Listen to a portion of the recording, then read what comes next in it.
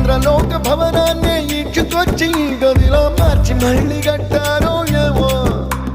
మాయజాలము తెలుసు మంత్రగారడి తెలుసు రెంటి కన్న ఇది ఇంకోటేమో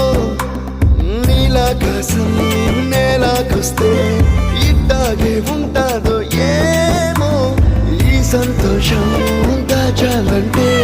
హృదయాలు ఓ వంద కావాలేమో ఇంతందంగా ఉంటుందా